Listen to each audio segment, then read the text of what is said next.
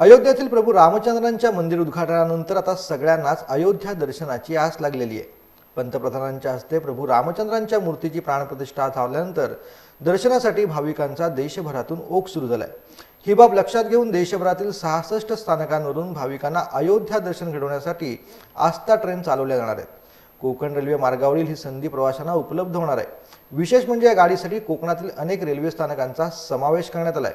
या विशेष गाड्या IRCTC मार्फत चालवल्या जाणार आहेत। यानुसार कोकण रेल्वे मार्गे धावणारी पहिली गाडी गोव्यातील वास्को जंक्शनवरून 12 फेब्रुवारीला सुटणार आहे। 12 फेब्रुवारी 2024 रोजी रात्री 9:10 अयोध्येसाठी ही गाडी निघेल।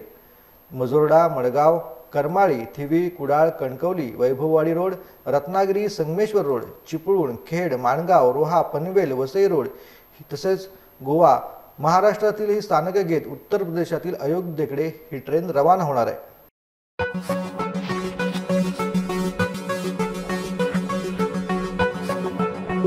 Thank you.